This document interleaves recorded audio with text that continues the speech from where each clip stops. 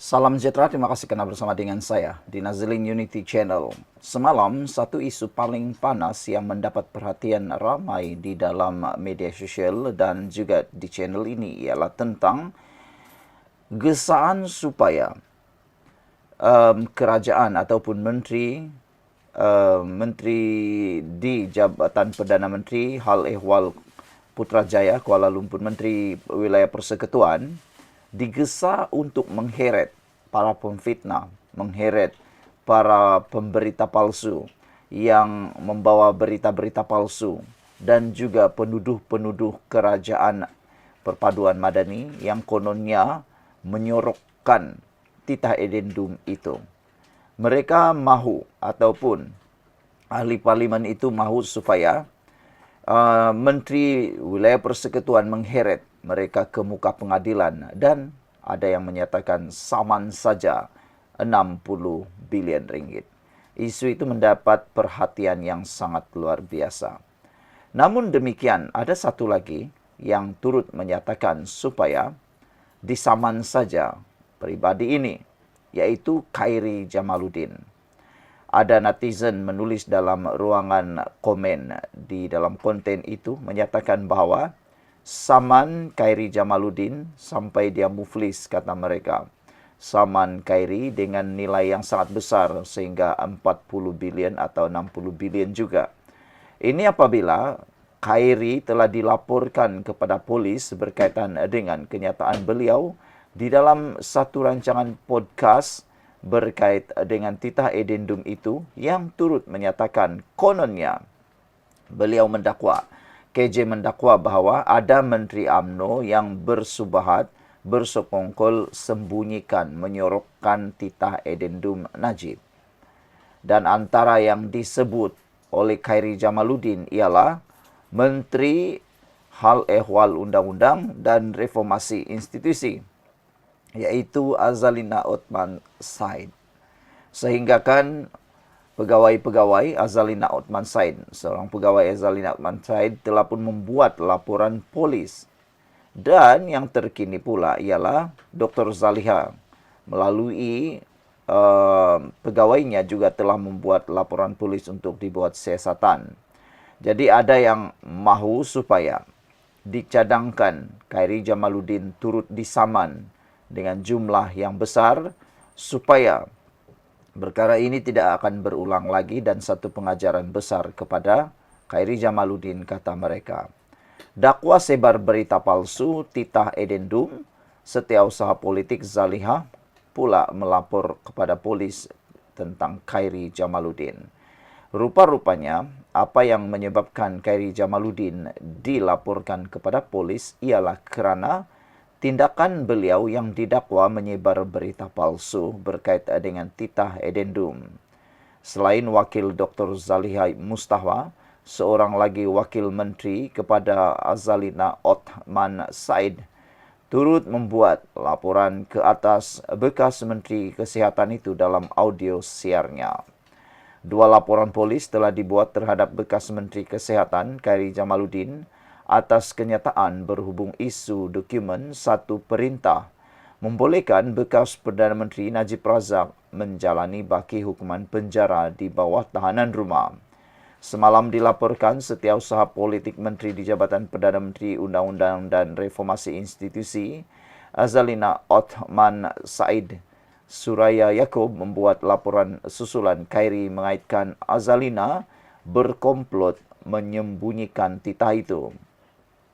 Selain wakil Azalina, setiausaha politik kepada Menteri di Jabatan Perdana Menteri Wilayah Persekutuan Dr. Zaliha Mustafa, Nur Azrina Surip turut membuat laporan ke atas bekas ahli Parlimen Rembau itu. Katanya, kenyataan fitnah Khairi itu diperoleh menerusi video berdurasi 3 minit 14 saat yang diterima melalui kumpulan WhatsApp dengan mendakwa Zaliha sepatutnya tahu akan adanya dokumen berkenan.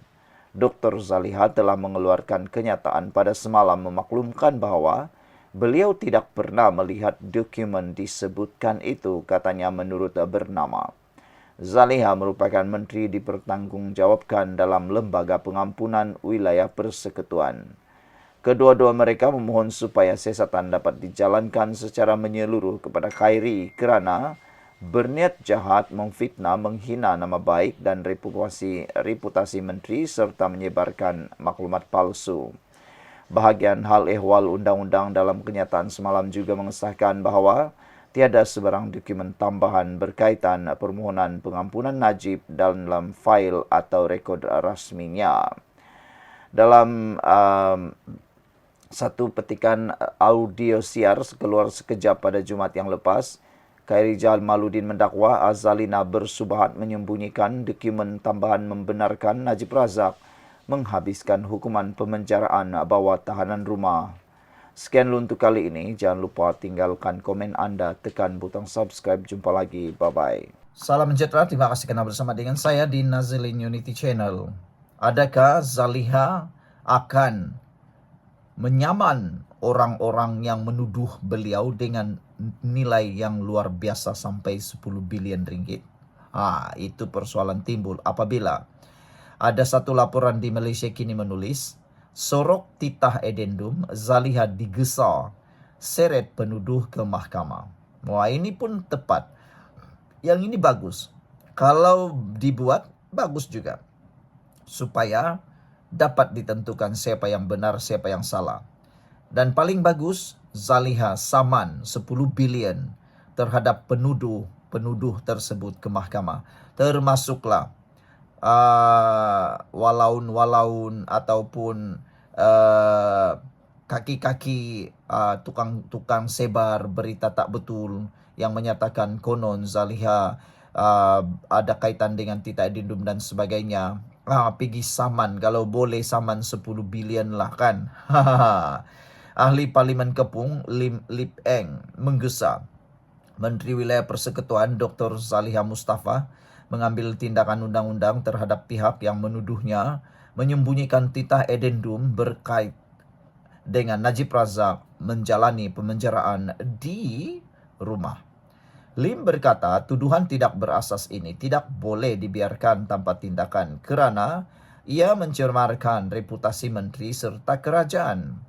Katanya, mahkamah boleh menyelesaikan isu edendum ini sekaligus jika pihak-pihak berkaitan dipanggil untuk memberi keterangan. Menurut Lim, tuduhan palsu itu telah mencemarkan nama baik Zaliha dan mencabar integriti kerajaan. Zaliha harus mempertimbangkan tindakan undang-undang termasuk saman fitnah terhadap individu atau pihak yang terlibat dalam menyebarkan tuduhan tidak berasas tersebut. Ini penting untuk melindungi reputasinya dan memastikan kebenaran ditegakkan, katanya lagi.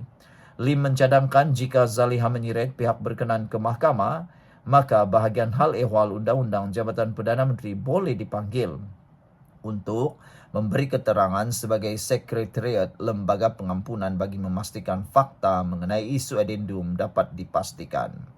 Katanya lagi, tindakan ini dapat menyangkal sebarang tuduhan titah edendum atau sebarang arahan rasmi dari Istana Negara telah diterima oleh bahagian hal ehwal undang-undang.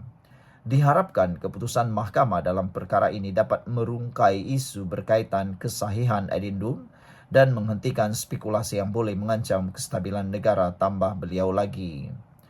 Zaliha merupakan ahli lembaga pengampunan wilayah persekutuan yang bermesyuarat pada 29 Januari 2024 dan memberikan pengampunan berupa pengurangan hukuman kepada Najib atas sabitan salah guna kuasa, pecah amanat jenayah dan pengubahan wang haram dalam kes SRC internasional melibatkan 42 juta ringgit. Hukuman bekas Perdana Menteri itu dikurangkan daripada 12 tahun penjara dan denda 210 juta kepada 6 tahun penjara dan denda 50 juta ringgit. Najib dan penyokongnya mendakwa bekas yang di-Pertuan Agong Sultan Abdullah Sultan Ahmad Shah yang mempengerusikan mesyuarat pengampunan lembaga pengampunan telah melampirkan satu titah tambahan yang mengarahkan bekas Perdana Menteri itu menjalani baki hukuman penjara di bawah tahanan rumah. Minggu lalu, Mahkamah Rayuan membenarkan rayuan Najib terhadap keputusan Mahkamah Tinggi yang menolak permohonannya untuk semakan kehakiman bagi memaksa kerajaan mengesahkan kewujudan titah edendum tersebut dan melaksanakannya. Pasukan Peguam Najib menyerahkan sepucuk surat dari Istana Pahang yang mengesahkan kewujudan titah edendum untuk menyokong rayuannya. Sejak itu, ahli politik UMNO, PAS dan Bersatu menuduh kerajaan serta pegawai berkaitan termasuk Zaliha bersubahat untuk menyembunyikan edendum tersebut. Tuduhan itu telah dinafikan menteri itu dengan tegas termasuk pembantunya membuat laporan polis. Saudara, apa pula pendapat Anda semua? Patutkah saman fitnah 50 bilion dibuat? Saya setuju kalau ada saman seperti itu. Harimau satu kata, Lip Eng patut pergi tangkap Jolo. Mungkin dia ada banyak peguam-peguam boleh tolong dan kes ini boleh selesai dalam sekelip mata, kata Harimau satu. Purple Mouse 7378 kata, saman saja pihak-pihak yang memfitnah dari UMNO Pro Najib, PAS pembela penyamun dan Bersatu yang kaki kelentong serta influencer pro PN, kata Purple Mouse. Sekian dulu untuk kali ini, jangan lupa tinggalkan komen Anda. Salam sejahtera, terima kasih karena bersama dengan saya di Nazilin Unity Channel. Akhirnya KJ seperti yang dijangka dilaporkan ke polis. Ada persoalan besar, adakah KJ akan ditangkap? Adakah KJ akan dipenjarakan? Entahlah. Selepas Azalina, giliran setiausaha politik Zaliha pula buat laporan polis terhadap Khairi Jamaluddin. Rupanya ini puncanya. Selepas Datuk Seri Azalina Othman Said, kali ini setiausaha politik kepada Menteri Wilayah Persekutuan, Dr. Zaliha Mustafa pula tampil membuat laporan polis terhadap bekas Menteri Kesehatan Khairi Jamaluddin atau dikenali sebagai KJ. Ia berhubung dengan ucapan Khairi tentang titah edendum yang dikatakan dikeluarkan oleh Yang di-Pertuan Agong yang ke-16. Setiausaha politik Zaliha, Nur Azrina Surip berkata, laporan dibuat selepas menerima video berdurasi 3 menit dan 14 saat tentang ucapan Khairi Jamaluddin. Bekas ahli Parlimen Rembau itu mendakwa, Zaliha sewajarnya tahu mengenai titah edendum walaupun ia tidak dibincangkan dalam lembaga pengampunan. Nur Azrina mendakwa kenyataan dikeluarkan Khairi adalah tidak benar dan bertujuan memburukkan imej menteri itu. Perkara itu juga mengelirukan rakyat dan menimbulkan perasaan tidak senang serta suasana panik dalam kalangan rakyat sehingga berkemungkinan boleh menggugat keamanan negara, katanya dalam satu kenyataan hari ini. Dia juga memohon siasatan dijalankan terhadap Khairi atas kesalahan penyebaran maklumat palsu, mengganggu ketenteraman awam dan kesalahan penggunaan tidak wajar kemudahan rangkaian media sosial beliau untuk menyebarkan maklumat palsu atau mana-mana undang-undang yang terpakai. Semalam, dilaporkan setiausaha politik Menteri Jabatan Perdana Menteri Undang-Undang dan Reformasi Institusi, Azalina Othman Said, yaitu Azalina Suraya Yaakob, membuat laporan polis susuran Khairi mengaitkan Azalina berkomplot menyembunyikan titah itu.